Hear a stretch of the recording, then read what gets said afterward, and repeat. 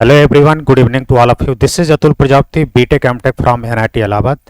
I have 6 to 7 year teaching experience in the field of JEE and NEET. तो आज हम लोग बात करने वाले हैं फिजिक्स का एक बहुत ही इंपॉर्टेंट टॉपिक है मैकेनिक्स का। वो है कौन सा? वर्टिकल सर्कुलर मोशन के बारे में। ठीक है, तो आज हम लोग इसके बारे में थोड़ा सा डिटेल में पढ़ेंगे। क्या है vertical circular motion? Vertical circular motion means यहाँ पे एक टर्म लिखा हुआ है सर्कुलर मोशन। ठीक है, तो एक वर्टिकल प्लेन में कोई भी सर्कुलर मोशन होता है उसे हम लोग क्या बोलते हैं? Vertical circular motion. ठीक है, सर्कुलर मोशन भी दो टाइप के होंगे, non uniform circular motion, uniform circular motion. वो तो अदर टॉपिक, उसको हम डिस्कस करेंगे। लेकिन मेरा पूरा कंसर्न रहेगा कि आपको वर्टिकल सर्कुलर मोशन से जो भी कॉन्सेप्ट में इशू आता है, कुछ लोग कहते हैं सर यहाँ पे मैकेनिकल एनर्जी थ्योरम लगाया, कहीं पे वर्क एनर्जी थ्योरम लगा दिया। तो कहने का मतलब सब बात एक ही है, आप जिस तरह से अप्लाई कर सकें, बस थोड़ा सा कुछ कंडीशन का फर्क है यहाँ पे, उसको आप एक बार विजुलाइज कर लेंगे तो कभी भी मिस्टेक नहीं आएगा। ठीक है, तो मैं ऐसा नहीं, कोई भी यहाँ पे आपको सिली मिस्टेक आपका कभी नहीं होगा, बट आपको पूरा वीडियो यहाँ पे कंप्लीट तक देखना होगा कि क्या क्या पॉइंट है, उसको आपको थोड़ा सा माइंड में बैठाना पड़ेगा। तो वर्टिकल सर्कुलर मोशन करने से पहले मैं आपको कुछ चीजें बता दूं कि वर्क एनर्जी थ्योरम के बारे में, और दूसरा मैकेनिकल एनर्जी कंजर्वेशन के बारे में। ठीक है, mechanical energy in the sense कि kinetic energy plus potential energy के बारे में। ठीक है, तो यहाँ पे अगर मैं बात करूं कि वर्क एनर्जी थ्योरम के बारे में, सिंपली इसको बात कर ले, फिर इसके बाद हम लोग स्टार्ट करेंगे वर्क एनर्जी थ्योरम के बारे में। Work energy theorem, what is the work energy theorem? Means total work done by that force equals to change in kinetic energy. That is the work energy theorem here. Means total work done equals to change in kinetic energy. Change in kinetic energy. Yes sir. कभी कभी कुछ student क्या होता है कि class में पूछ देते हैं सर ये कैसे आए, एक बार बता देते तो। हालांकि आपको उतना जरूरत नहीं, that is the important thing कि आपको आंसर लाना है, तो आपका प्रैक्टिस इंपॉर्टेंट होना चाहिए। लेकिन अगर आप कुछ लड़के अगर बोलते हैं कि सपोज करें कैसे आ गया, तो बच्चों यहाँ पे आपको सिंपल सी बात है कि total work done equals to क्या? Change in kinetic energy. तो आपने एक फार्मूला पढ़ा होगा, ठीक है, कौन सा? यहाँ पे देखिएगा, एक फार्मूला पढ़ा होगा, v square equals to u square plus 2as। Yes, यहाँ पे ये फार्मूला कब लगाते हैं? जब कांस्टेंट एक्सेलरेशन की बात करते हैं। ठीक है, अगर सपोज वेरिएबल लगेगा तो उसके लिए इंटीग्रेशन डिफरेंशिएशन आपको ऑलरेडी पता है। यहाँ पे अगर सपोज करिए दो मासेज है m, इस पे मैंने फोर्स लगाया क्या? F, और सपोज ये डिस्प्लेस हुआ S, और suppose starting velocity that is u and final velocity suppose v। तो इस पे बात करेंगे, तो इसी का मैंने यहाँ पे लिखा S, यहाँ पे डिस्प्लेसमेंट है, S is the displacement here. तो मैं अगर बात करूँ थोड़ा सा इसको करूँ तो यहाँ पे लिख सकते हैं आप 2as equals to v square minus u square. Again, what we can write here? Again we can write here. Suppose यहाँ पे a को लिख सकते हैं f by m s equals to 1 by 2 that is suppose 1 by 2, और next हमने लिख दिया यहाँ पे 1 by 2 हो गया। नेक्स्ट आपने लिखा v square minus, again m को उस साइड कर दीजिए, तो fs is what? Work done. Work equals to we can write here 1 by 2 m v square 1 by 2 m u square. What is this one? This one change in kinetic energy, this one is the work done. ये हो गया आपका work energy theorem. अब work energy theorem की बात करें तो यहीं से आया मैकेनिकल एनर्जी थ्योरम। कैसे? Total work done by the force. Total work done means अगर आप चाहें तो पूरे वर्क डन को आप दो पार्ट में डिवाइड कर सकते हैं। कौन से पार्ट में सर? कौन से पार्ट में? अगर मैं पार्ट की बात करूं तो यहाँ पे आप कहेंगे कि work done by conservative forces and work done by non conservative forces equals to change in kinetic energy. Okay fine.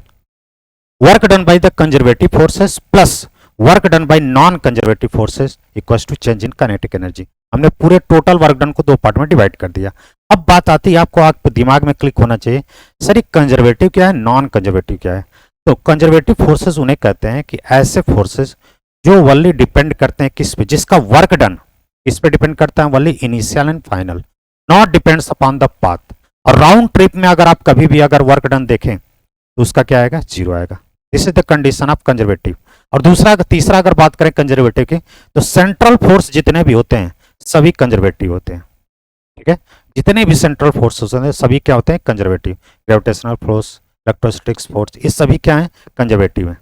ठीक है, और नॉन कंजर्वेटिव क्या होते हैं, जो पाथ पे ऑब्वियस सी बात है डिपेंड करें, जिनका वर्क डन किस पे डिपेंड करे, पाथ पे, किस पाथ से आप गए हैं उस पर डिपेंड करता है। और राउंड ट्रिप में इसकी वैल्यू क्या होती है, जीरो नहीं होती। और याद रखिएगा पोटेंशियल एनर्जी का कॉन्सेप्ट केवल कंजर्वेटिव में आता है, ये पॉइंट आपको याद रखना है। जहां भी आपको कंजर्वेटिव की बात होगी, जहां पे राउंड ट्रिप में जीरो हो जाए वहां पे भी पोटेंशियल एनर्जी का कॉन्सेप्ट आएगा। ठीक है, तो यहाँ पे आपको समझ गए नॉन कंजर्वेटिव। और दूसरा अगर बात करें कंजर्वेटिव, ये पॉइंट अलग से हम डिस्कस करेंगे। कंजर्वेटिव जो क्या हो, रिकवरेबल हो, और नॉन कंजर्वेटिव जो रिकवरेबल नहीं हो, इसको डिस्कस किया जा सकता है, प्रूव भी किया जा सकता है। बट यहाँ पे अभी हम मेरा कंसर्न कुछ और है, क्योंकि हम किस बात पे करने वाले हैं, मेन हमारा अल्टीमेट गोल है यहाँ पे वर्टिकल सर्कुलर मोशन के बारे में। ठीक है, यस। तो यहाँ पे conservative force plus non conservative force equals to change in kinetic energy. Suppose अब मैकेनिकल एनर्जी थ्योरम के बारे में बात करें, तो मैकेनिकल एनर्जी थ्योरम कब अप्लाई होता है, that is the important thing यार। मैकेनिकल एनर्जी थ्योरम तभी अप्लाई होता है जब एक्सटर्नल फोर्स क्या हो, जीरो, और इंटरनल नॉन कंजर्वेटिव फोर्स क्या होना चाहिए, जीरो होना चाहिए। ओनली कंजर्वेटिव फोर्स होना चाहिए, internal conservative forces. Means sometimes अगर सपोज करिए कि वर्क एनर्जी थ्योरम में नॉन कंजर्वेटिव फोर्स क्या, वर्क डन क्या हो जाए, जीरो हो जाए, इक्वल्स टू क्या हो जाए, जीरो। सर ये कैसे हो गया, ये कैसे हो गया सर? कभी कभी क्या होता है, जैसे मान लीजिए कि एक आप वर्टिकल सर्कुलर मोशन में आपने स्ट्रिंग से कोई बॉब बांधा और ऐसे रोटेट करा रहे हैं, तो आप हर पॉइंट पे अगर मेजर करें, किसी भी पॉइंट पे आप मेजर करें, अगर ये वर्टिकल सर्कुलर मोशन है और यहाँ पे आपने एक पॉइंट है, पायोटेड पॉइंट है, और यहाँ से आपने एक स्ट्रिंग बांधा है, मासलेस स्ट्रिंग है, मासलेस स्ट्रिंग है, और यहाँ से कोई बॉब है, मान लीजिए मॉस एम है, तो आप देखेंगे कहीं भी किसी भी पॉइंट पे अगर आप चेक करें तो टेंशन और वेलोसिटी के बीच का जो एंगल है हमेशा क्या रहेगा, 90। तो वर्क डन क्या होगा, जीरो। यहाँ पे टेंशन आप जैसे जैसे मूव करेंगे टेंशन वेरी करता रहेगा, अभी मैं प्रूव करूंगा इसको। टेंशन वेरी कर रहा है, इसका मतलब ये पाथ पे डिपेंड कर रहा है। अगर ये डिपेंड कर रहा है इसका मतलब ये कौन सा है, नॉन कंजर्वेटिव। तो सर यहाँ पे नॉन कंजर्वेटिव है, लेकिन कुछ लोग क्वेश्चन लगा देते हैं मैकेनिकल एनर्जी थ्योरम, यस यहाँ पे है तो, लेकिन इसकी वजह से जो वर्क डन आएगा वो जीरो आएगा, बिकॉज दोनों के बीच में एंगल कितना है, 90 डिग्री है। तो यहाँ पे अगर सपोज ये जीरो हो जाता है तो आप बोलेंगे क्या, work done by the conservative force equals to what, change in kinetic energy. And we can also write work done by the conservative equals to change in potential energy, change in potential energy, and that is we can write here what, we can write here, यहाँ पे अगर मैं put करूं तो आप लिखेंगे minus, अगर suppose मैं सबको इस साइड ले जा रहा हूं तो del kinetic energy plus del U equals to zero. Suppose if I take del common here, suppose if I take del common here, we can write here kinetic energy plus potential energy equals to what is the del? del एक ऐसा operator है जो change बताता है, जैसे आप D by D x देखे होंगे, सब कुछ देखे हो, टोटल डिफरेंशिएशन। यहाँ पे हम बात करते हैं पार्शियल डिफरेंशिएशन, इसको जनरली हायर स्टडीज में पढ़ा जाता है, जिसका यूज है स्पेस में आप किसी कोई फंक्शन है आप देखना चाहते हैं कि एक्स वाई जेड में कितना चेंज हो रहा है, तो इसको हम डेल ऑपरेटर का यूज करते हैं। ये भी एक अलग टाइप है, मैथमेटिक्स में पढ़ते हैं इसको, डेल ऑपरेटर। तो यहाँ पे अगर आप देख पा रहे हैं तो दोनों का जो सम है उसका चेंज जीरो है। अगर किसी का चेंज जीरो है इसका मतलब वो कांस्टेंट है, इसका मतलब kinetic energy plus potential energy equals to constant, constant. This is the mechanical energy theorem here, kinetic energy plus potential equals to mechanical energy. तो यहाँ पे अगर आप बात करें तो एक इंक्रीज होगा दूसरा डिक्रीज होगा, अल्टीमेटली दोनों का सम क्या होना चाहिए, constant, that is the mechanical energy conservation. यहाँ पे आप बात सकते हैं mechanical energy initial equals to mechanical energy final. इसके लिए कुछ कंडीशन है, आपको क्या कंडीशन है, इसके लिए कंडीशन है कि इंटरनल नॉन कंजर्वेटिव फोर्स क्या होना चाहिए, जीरो। ओके, यहां तक आई थिंक सो क्लियर है। अब हम लोग बहुत बेसब्री से जिसका इंतजार था, वर्टिकल सर्कुलर मोशन के बारे में डिस्कस करने जाते हैं। ठीक है, अब वर्टिकल सर्कुलर मोशन के बारे में डिस्कस करते हैं बहुत ही अच्छे से। ठीक है, yes, vertical circular, vertical circular motion means एक ऐसा कोई ऑब्जेक्ट है जो सर्कुलर मोशन कर रहा है वर्टिकल प्लेन में, उसे सिंपल सी भाषा में बोलेंगे क्या, vertical circular motion. Circular motion uniform भी हो सकते हैं, नॉन यूनिफॉर्म, जिसकी स्पीड चेंज होती रहेगी नॉन यूनिफॉर्म हो जाएगा, उसे हम बात डिस्कस करेंगे। ठीक है, जनरली जो अगर यूनिफॉर्म सर्कुलर मोशन की बात करें तो हॉरिजॉन्टल प्लेन में जनरली होगा। ठीक है, चलिए वो सब बात की बात है, अभी हम इस पर फोकस रहेगा, क्या क्या पॉइंट इंपॉर्टेंट है यहाँ पे। Yes, we are talking about the vertical circular motion. Vertical circular motion की आप बात करें तो आपको एक सर्कल, सपोज करिए मैंने एक बनाया सर्कल यहाँ पे, और एक फिक्स पॉइंट है दैट इज पाइवोटेड पॉइंट, यहाँ से मैंने एक स्ट्रिंग को बांधा और ऐसे मैंने क्या किया, एक स्ट्रिंग को बांधा और ऐसे रोटेट करा दिया, ऐसे रोटेट करा दिया। मैं सपोज किया कि इस पोजीशन पे गया, and suppose this is the position A here, and suppose if I take this is the position P here, और this one is radius R. ठीक है, सर्कुलर मोशन में एक फिक्स पॉइंट से डिस्टेंस हमेशा सेम होनी चाहिए, किसी भी प्लेन में फिक्स पॉइंट से डिस्टेंस हमेशा क्या होनी चाहिए, सेम।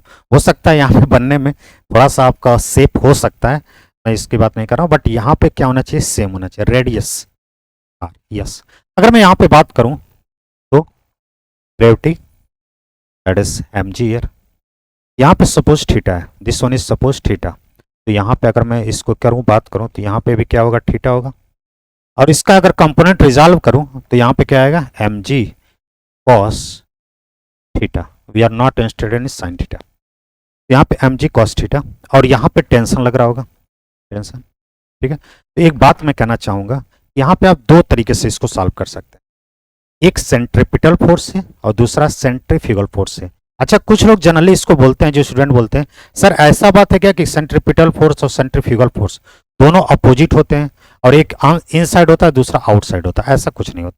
देखिए, सेंट्रीपिटल फोर्स दूसरा है, मतलब एक कॉन्सेप्ट है, और सेंट्रीफ्यूगल फोर्स दूसरा है। सेंट्रीफ्यूगल फोर्स स्यूडो फोर्स को कहते हैं, और सेंट्रीपिटल फोर्स क्या होता है, net force acting toward the centre. सारे फोर्स को आप सेंटर की तरफ रिजॉल्व कर लीजिए, वही फोर्स कौन से होते हैं, सेंट्रीपिटल फोर्स। ये अलग से नहीं लगता है, याद रखिएगा, ये अलग से फोर्स नहीं लगेगा इसमें, वही फोर्स हो जो नेट फोर्स है किधर, सेंटर की तरफ हो, नेट फोर्स किधर, सेंटर की तरफ, उसी को क्या बोलते हैं, सेंट्रीपिटल फोर्स। तो दो कॉन्सेप्ट यहाँ पे मार्क कर सकते हैं। जैसे अगर पॉइंट पी की बात करूँ, यहाँ पे पॉइंट पी पे आप कह सकते हैं सर, अगर पॉइंट पी पे आप रिजॉल्व करें, नेट फोर्स की बात करें, तो आप कहेंगे कि सेंटर की तरफ क्या है, टी, और नेक्स्ट क्या कहेंगे, M G cos theta, M G cos theta that is the resultant force acting toward the centre, ये हो गया, and that is equal to what, M V square, M V square upon R. तो अगर tension की बात करें, आप यहाँ पे टेंशन की बात करें तो आप लिख सकते हैं what, M V square upon R plus M G cos theta, M G cos theta.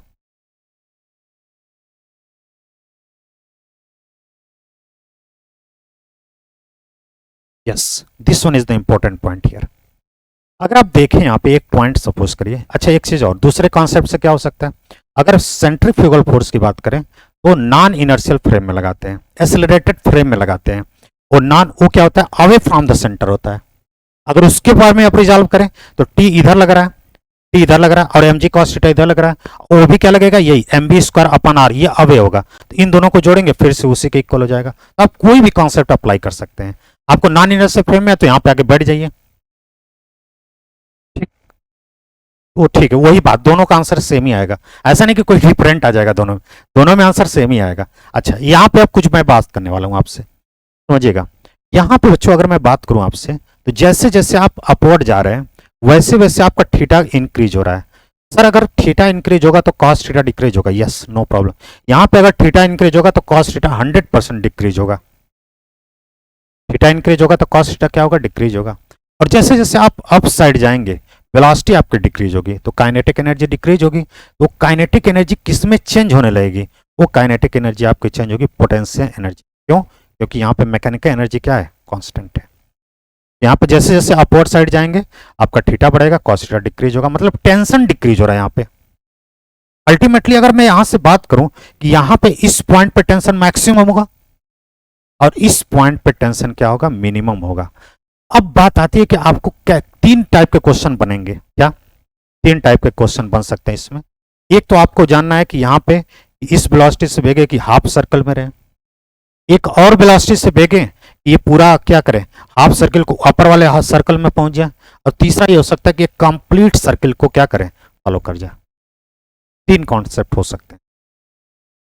यहां पे अगर मैं बात करूं आपसे एक सिंपल सी बात, सपोज करिए कि आपको अगर सपोज एक वर्टिकल सर्कुलर मोशन पूरा कंप्लीट कराना है, तो आपको एक पॉइंट पकड़ना है जहां पे क्रिटिकल इशू है। यहां पे क्रिटिकल इशू इसी पे हो सकता है, यहां पे टेंशन मिनिमम है, यहां पे टेंशन क्या है, मिनिमम है। अगर आपने इसको सॉल्व कर लिया, इसको कंपनसेट कर लिया, ये पूरा वर्टिकल सर्कुलर मोशन क्या कर लेगा, कंप्लीट कर लेगा। और इससे पहले कहीं टेंशन जीरो हो गया, अगर सपोज करिए यहां पे जीरो हो गया, ये क्या करेगा, टेंशन जीरो हो गया तो पूरा कंप्लीट नहीं कर पाएगा, वो अलग केस है। तो क्या करेगा, ऐसे रोटेट होके पैराबोलिक पाथ को फॉलो कर जाएगा। टेंशन जीरो हो गया तो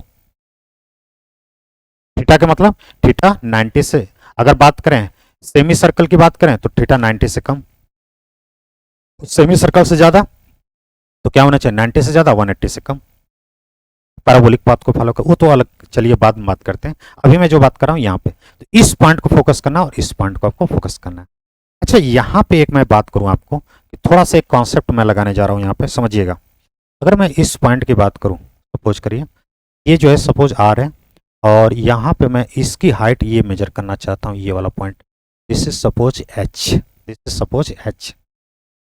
हाँ ठीक है, अगर मैं इसको रिजॉल्व करूं बच्चों, यहाँ पे रिजॉल्व करूं तो आप कहेंगे this one is the R cos theta, this one is R cos theta, and total कितना है आर, तो टोटल में से आर कॉस थीटा माइनस कर देंगे तो एच आ जाएगा। तो आप लिख सकते हैं H equals to what, H equals to, we can write here H equals to R one minus cos theta, हमने डायरेक्ट लिख दिया, वही R minus R cos theta, R common ले सकते हैं तो एच इक्वस टू दिस। अब यहाँ पे हम थोड़ा मैकेनिकल एनर्जी का कॉन्सेप्ट अप्लाई करते हैं। तो वेलोसिटी एट ए, सपोज करिए यहाँ पे, सपोज करिए mechanical energy at A equals to mechanical energy at P. Mechanical energy at A मतलब यहाँ पे काइनेटिक एनर्जी की बात करें तो 1/2 m va square.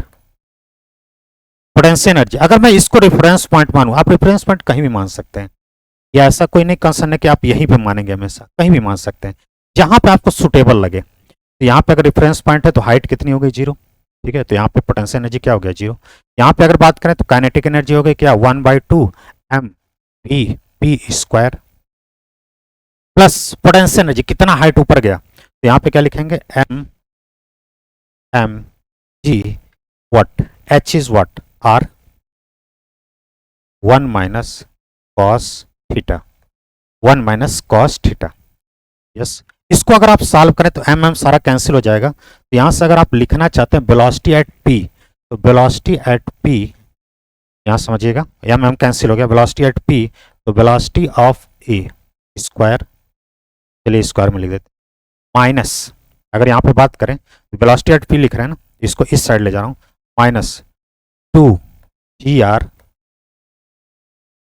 1 minus cos theta, this is the velocity at p, ठीक है। vp square equal to va square minus 2gr, 2 कैसे आ गया, इसका 2 वाला ऐसे क्रॉस मल्टीप्लाई करेंगे, 2gr 1 minus cos theta, yes. Next point पे आते हैं। तो आपने वेलोसिटी से अगर बात करें, ऐसा वर्टिकल सर्कुलर मोशन हो रहा है, and suppose this is a and this one is suppose p, तो हम लोगों ने वेलोसिटी क्या पाया, velocity at p square equal to velocity at a square minus 2gr 1 minus cos थीटा, 1 minus cos थीटा, यस। इस एक वेलोसिटी आपको पता हो तो आप कोई भी वेलोसिटी यहां से निकाल सकते हैं, कुछ भी वेलोसिटी निकाल सकते हैं। अब आते हैं बच्चों, सबसे पहले कुछ काम करते हैं, समझिएगा, थोड़ा समझिएगा। अगर मैं यहाँ पे बात करूँ, सपोज करिए यहाँ पे बात करूँ, ठीक है, यहाँ पे बात करूँ, सिंपल सी बात है, यहाँ पे टेंशन ऐसे लग रहा होगा, और mg भी इसी साइड लग रहा होगा। तो इस पॉइंट सी की बात करें तो आप लिखेंगे, यहाँ पे लिखेंगे पॉइंट सी पे क्या लिखेंगे, T plus M G and that is responsible for centripetal force क्या, एम भी सी स्क्वायर अपॉन आर। अच्छा नेक्स्ट पॉइंट, यहाँ पे मिनिमम टेंशन होगा। अगर यहाँ पे टेंशन 0 हो जाएगा तो सेंट्रीपिटल फोर्स के लिए कौन रिस्पॉन्सिबल हो जाएगा, तभी आपका घूम जाएगा। लेकिन सपोज करिए मिनिमम यहाँ पे टेंशन की वैल्यू क्या करते थे 0, तो T इक्वल टू आप लिख सकते हैं क्या, एम भी C square upon R minus M. What is the condition so that complete vertical circular motion, तो यहाँ पे क्या होना चाहिए, T should be greater than equal to, if T should be greater than equals to 0 means we can write here what, VC should be greater than equals to under root RG। मैं थोड़ा सा कुछ चीजें direct भी लिख दे रहा हूं लेकिन आपको कुछ इसमें है नहीं, आप सीधे यहाँ पे सिंप्लीफाई करें, इसको इस साइड mm कैंसिल हो जाएगा, RG अंडर रूट RG। इस minimum velocity should be under root RG यहाँ पे होनी चाहिए। यदि यहाँ पे अंडर रूट RG होने चाहिए तो यहाँ पे क्या होना चाहिए, again we can apply the mechanical energy conservation, again we can apply, yes miss VC पे जो वेलोसिटी होनी चाहिए क्या होनी चाहिए, अंडर रूट RG। ठीक है, अब यहाँ पे मैकेनिकल एनर्जी कंजर्वेशन लगाइए या डायरेक्ट इसी पे पुट कर दीजिए। अगर सपोज यहाँ पे आपको पता चल गया, सपोज करिए यहाँ पे अगर बात करें VC की वेलोसिटी यहाँ पे ये हो गई, ठीक है, अगर मैं इस P को यहाँ पे ला दिया तो यहाँ पे बताइए जैसे जैसे यहाँ था ऐसे रोटेट करके आया, तो पूरा जो मैं अगर यहाँ पे बात करूँ तो ये पूरा एंगल जो आप बोलेंगे कितना बोलेंगे, 180 डिग्री पाई। तो यहाँ पे अगर 180 डिग्री रखते हैं तो -1 हो जाता है, मतलब कॉस ऑफ, अगर आपको कंफ्यूजन हो तो cos of n pi equals to -1 के पावर n। ये मैक्सिमम स्टूडेंट थोड़ा सा नीट वाले थोड़ा सा इसमें कंफ्यूजन होते हैं कि सर यहाँ पे 3 पाई था, 3 पाई और इवन होगा तो यहाँ पे 1 आएगा, और होगा -1, 3 पाई पे वैल्यू -1, पाई पे वैल्यू -1, 100 पाई पे 1। ठीक है, तो यहाँ पे अगर पाई रख दूं मैं तो यहाँ पे -1, ये 2 हो गया, यहाँ से आगे आपका 4 आ गया। ठीक है, VA की वैल्यू निकाल लिया और यहाँ पे अंडर रूट RG है। ठीक है, तो इसको अंडर रूट RG का स्क्वायर करेंगे तो RG, तो यहाँ से 4RG इधर गया तो कितना मिल गया, 5RG। मैं डायरेक्ट थोड़ा सा लिख रहा हूँ यहाँ पे, तो VA इक्वल टू क्या आ गया आपका, अंडर रूट 5RG। ठीक है, थोड़ा सा डिटेल में जब क्लास में पढ़ाया जाता है ये सब चीज़ें बहुत डिटेल में बताई जाती है और एक एक पॉइंट बताया जाता है, क्योंकि क्लास में हर एक लड़का जो भी बैठा हुआ है वो क्या होता है कि बहुत सारे लड़के बहुत वीक होते हैं, तो हर एक लड़कों के हिसाब से चलना पड़ता है। बट यहाँ पे अगर आप देख रहे होंगे वीडियो तो आप एक कंसर्न होगा कि हाँ वर्टिकल सर्कुलर मोशन जो पढ़ना है, इतना थोड़ा सा आइडिया आपको लेवल होगा ही। ठीक है, यहाँ पे कुछ नहीं किया मैंने, बस यहाँ पे वैल्यू पुट कर दिया मैंने, सिंपली यहाँ पे वैल्यू पुट कर दिया, ये P पॉइंट को यहाँ मूव करा दिया मैंने, तो थीटा की वैल्यू इतनी। आपसे कोई पूछ सकता है इस पॉइंट पे वेलोसिटी क्या होगी, इस पॉइंट पे, अच्छा यहाँ की वेलोसिटी आपको मिल चुकी है, आप थ्योरम लगा के भी कर सकते हैं, तो बात तो वही है ना, अंडर रूट 5R। अब कोई पूछ दे यहाँ पॉइंट की वेलोसिटी क्या होगी, तो यहाँ पे अगर मैं आपसे बोलूं तो आप कहेंगे सर यहाँ तो एंगल π/2 है, 90 डिग्री है, तो अगर यहाँ पे 90 है तो cos 90 की वैल्यू ऑब्वियस सी बात है 0, -2RG हो गया। अब यहाँ की बात करें, सपोज करें कहीं पे भी बात कर लीजिए, अगर सपोज करिए मैं यहाँ की वेलोसिटी निकालना चाहता हूँ, इस पॉइंट पे वेलोसिटी निकालना चाहता हूँ, तो आपको पता है यहाँ पे -2RG और यहाँ पे 5RG, इस माइनस करेंगे तो यहाँ पे क्या आ जाएगा, अंडर रूट 3R, यहाँ पे भी सेम अंडर रूट 3R। बस अगर आप ट्रिक याद करना चाहते हैं तो बस इतना याद रखिए कि सपोज यहाँ पे 5RG है, 2 माइनस कर दीजिए 3RG, 2 और माइनस करिए RG। अगर एग्जाम में सपोज करिए आपसे कह दिया यहाँ पे 7RG वेलोसिटी है, मिनिमम तो इतना होना चाहिए, लेकिन अगर सपोज कर दिया इतना है अंडर रूट 7RG, तो यहाँ पे वेलोसिटी कितनी हो जाएगी, अंडर रूट 5RG, यहाँ पे वेलोसिटी कितनी हो जाएगी, अंडर रूट 3RG। क्लियर। अब नेक्स्ट पॉइंट बात आती है कि टेंशन कितना है ए पे। मैं एक ट्रिक बताने वाला हूँ इसी पॉइंट पे, कई सारे ट्रिक हैं इसमें, अगर आप ध्यान सुने बहुत सारे ट्रिक, मतलब आपके क्वेश्चन आसान हो जाएंगे। बहुत सारे स्टूडेंट जब इसको सॉल्व करके आते हैं, हाँ सर आज मैंने सर वो वाला क्वेश्चन कि सर मैंने एक ट्रिक आपको जो बताया था उसने कर दिया, उस तरीके से कर दिया और बहुत ही सिंपल वे में हो गया, तो ये ट्रिक्स ऐसा नहीं कि हाँ कोई रिसर्च से, मतलब ये प्रैक्टिस से आता है। जितना आप प्रैक्टिस करेंगे उतना आपको ट्रिक पता चलता जाएगा, और जैसे जैसे आप करते जाएंगे आपको ट्रिक अब ऑलरेडी वो शार्ट हो जाता जाएगा। यहाँ पे अगर बात करें नेक्स्ट, अगर मैं टेंशन की बात करूँ, tension at A, tension at B, tension at C की बात करूँ, तो इसको थोड़ा सा कोशिश करते हैं हम लोग, ठीक है। तो यहाँ पे अगर बात करूँ, यस, तो यहाँ पे टेंशन ऊपर की तरफ अवे, ठीक है। यहाँ पे क्या है एम जी, तो हम लिखेंगे अगर इस पॉइंट की बात करें ए, तो आप क्या कहेंगे, tension at A minus M G equals to M V square upon R. Yes, what is the velocity at A, under root 5 R. तो यहाँ पे करेंगे तो टी इक्वल्स टू क्या हो जाएगा, यहाँ पे simply M G plus M 5 G R, R से कैंसिल हो गया, तो यहाँ पे क्या लिखेंगे 5 M G, means we can write here 6 M G. This is the tension at point A. Suppose if I want to calculate the tension at point B, that is tension at point B equals to what? यहाँ से तो mg downward है, तो हमको कौन सा tension equals to क्या लिख देंगे, M V square upon R. This is the velocity at B. What is the velocity of B, that is under root 3 R G. तो यहाँ पे करेंगे तो आप सिंपली क्या हो जाएगा, ई वी इक्वल्स टू हो जाएगा 3। Next, suppose if I want to calculate the tension at C, भाई टेंशन एट सी जीरो हो जाएगा, उसी कंडीशन पे तो अप्लाई कर रहे थे हम लोग, ठीक है। टेंशन एट सी क्या हो जाएगा, जीरो। अब ये बात आती है यहाँ तक तो ठीक है। अच्छा, आप चाहते हैं कि अगर सर कुछ ट्रिक बताइए, तो आप सिंपल समझिए कि यहाँ पे वेलोसिटी कितनी थी, अंडर रूट 5 जी आर। अगर यहाँ पे वेलोसिटी सपोज करिए अंडर रूट 5 जी आर है, तो टेंशन कितना हो जाएगा 6 जी, 6 एम जी, 6 एम। अगर सपोज 7 जी आर है 8 एम जी, 10 जी आर है 11 एम जी, एक एक्स्ट्रा।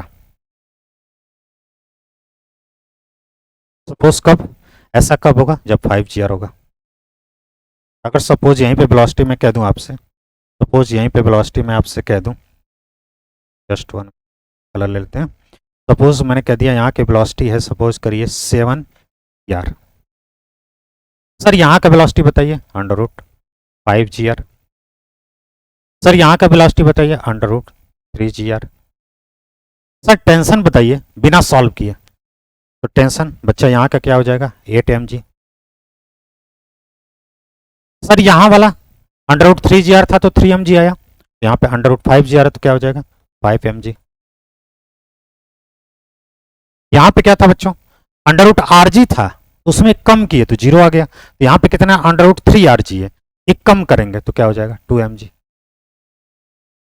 हालांकि इसको प्रूव करने की जरूरत है, एक बार इसको प्रूव करेंगे तो ज़्यादा क्लियरिटी आपको मिलेगी, ठीक है। बस इतना समझिए कि जो यहाँ पे, यहाँ 5 तो यहाँ 5, यहाँ 3 तो यहाँ 3, यहाँ पे जो भी रहेगा एक कम, यहाँ पे जो भी नंबर रहेगा उससे एक ज़्यादा, ठीक है। ये सब चीज़ें तभी हो पाएंगी, थोड़ा सा इस पर आपको काम करना पड़ेगा, मैं इसको डिराइव करूँगा तब चीज़ें। ये था आपके बारे में। नेक्स्ट अगर बात करें, नेक्स्ट अगर बात करें तो सिंपली 3 कंडीशन बनती है, 3 कंडीशन अब बनती है। सपोज करिए आपसे कोई क्वेश्चन पूछ देता है, सपोज आपसे कोई क्वेश्चन पूछ देता है, कोई सपोज करिए एक पॉइंट और, एक पॉइंट और कभी कभी क्वेश्चन आता है। मैक्सिमम स्टूडेंट मैं देखा हूँ कि इसमें गलती कर देते हैं। क्या गलती कर देते हैं, वो बस क्वेश्चन को बस एक बार वो समझ जाते हैं, पहले इतना वो तेजी में रहते हैं, वो क्वेश्चन को उसी मोड में लेके चले जाते हैं और सोचने का तरीका भी वही कर देते हैं। अब यहाँ पे बार बार इस ट्रिक दे रहा था, अब उसने कह दिया कि लाइट रॉड है, अब उसने कह दिया लाइट रॉड है। अब आप ये बताइए बच्चों, क्या ये कॉन्सेप्ट लगेगा कि यहाँ पे टेंशन जीरो होगा? क्यों? क्योंकि यहाँ पे रॉड है, रॉड है तो बच्चों इस पॉइंट पे टेंशन जीरो नहीं होगा। तो सर क्या जीरो होना चाहिए? यहाँ पे आपको वेलोसिटी जीरो करना पड़ेगा,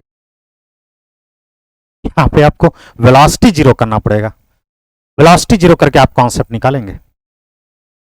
तो सर कैसे निकालें इसके लिए? फिर से again we have to do the same thing. What is means, हमने आपसे बोला था कि velocity at P, any point, suppose P is any point in a circular motion and that is velocity at A minus 2 G R 1 minus cos theta sir यहाँ इस point पे, suppose this is point P, इस point पे sir velocity zero कर दीजिए, means we can write here, अगर यहाँ velocity zero है तो थीटा की वैल्यू कितनी हो गई 180, that is what -1 2 4 GR, means what is the velocity, that is 4 GR।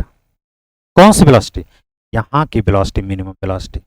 कब, जब लाइट रॉड होगा तब। मैं मैक्सिमम देखा हूँ टेस्ट सीरीज में भी स्टूडेंट गलत करते हैं सब फार्मूला, उनको बस एक ही चीज याद है √5 GR, लेकिन अगर ये लाइट रॉड है तो इसके लिए कंडीशन क्या हो जाएगी 4 RG। यू शुड रिमेंबर ये, that is the important thing.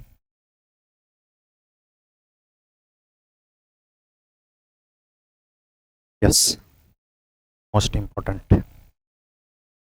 इसलिए आपको क्वेश्चन थोड़ा सा आपको ध्यान देना, जिस क्वेश्चन को आप लगेगा बहुत आसान है और आप बहुत जल्दीबाजी में है तो उस समय गलत होने के चांसेस बढ़ जाते हैं, इसलिए थोड़ा सा आपको एक्यूरेसी मेंटेन करना है, ठीक है। चलिए, तो यहाँ पे आपको बता दिया। नेक्स्ट पॉइंट के अगर मैं थोड़ा सा आपसे डिस्कस करना चाहता हूँ तो आप ये समझिए कि सपोज करिए कि आपसे एक क्वेश्चन पूछ दिया कि यहाँ पे एक सपोज करिए स्ट्रिंग है और क्या वेलोसिटी एट पॉइंट ए पे दें कि केवल यहाँ तक जाए, सेमी सर्कल एक कंप्लीट करे, सपोज यहाँ तक जाए, सी तक पॉइंट जाए, तो आपको बस थीटा की वैल्यू क्या कर देनी है, सिंपल सी बात है, थीटा की वैल्यू सिंपली आप क्या कर दीजिए 90। और दूसरा, वेलोसिटी एट सी शुड भी क्या हो जाना चाहिए 0, बस काम खत्म, वही कॉन्सेप्ट अप्लाई कर दीजिए।